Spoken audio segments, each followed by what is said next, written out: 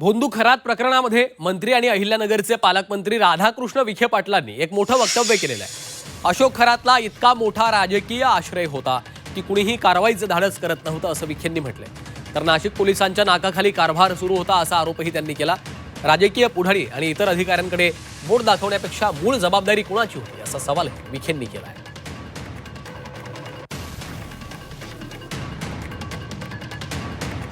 त्यांचे पुरस्कार ते एवढे होते, त्यांना राजकीय आश्रय एवढा मोठा मिळालेला होता, त्यामुळे त्यांच्यावर कारवाई करण्यास धाडसही कोणी करत नव्हतं। नाशिकच्या पोलिसांच्या नाकाखाली सरकार भर चाललेला आहे।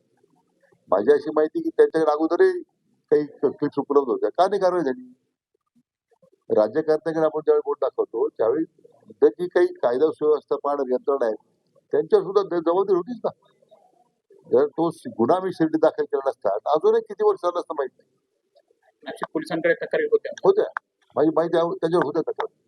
शहर पोलीस की ग्रामीण पोलीस? आता ते चौकशीमध्ये चौकशीचाच भाग आहे, मला कोणाला दोष द्यायचा नाही, परंतु ज्या शहरामध्ये सगळे प्रकार घडत होते इथे जी SID आहे, गुप्तचर विभाग आहे, LCB आहे, काय करत होते लोक?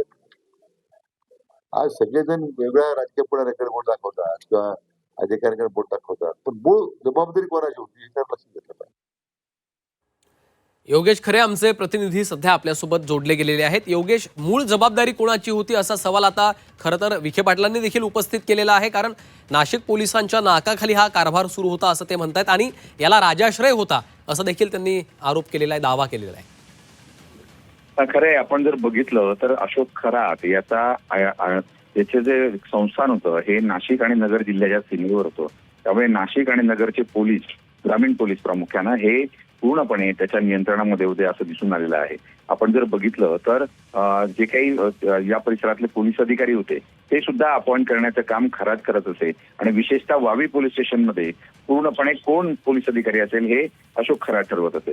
त्यामुळे एकूण या परिसरामध्ये जे काही झालेल्या गुन्हे असतील, घटना असतील, त्या कोणी लोकांनी त्याला त्रास दिला असेल तर त्यांना मारहाण करणं, त्यांना दमदाटी करणं, हे सगळे प्रकार अशोक खरत करत होता। आणि जर आपण बघितलं तर या संपूर्ण घोटाळ्यामध्ये किंवा आपण खराच्या या संपूर्ण प्रकरणामध्ये पहिला जो गुन्हा दाखल झालेला आहे तो वावी पोलीस स्टेशनमध्ये दाखल झाला आहे आणि दुसरा पोलीस गुन्हा जो दाखल झाला तो शिर्डी पोलीस स्टेशनमध्ये दाखल झाला।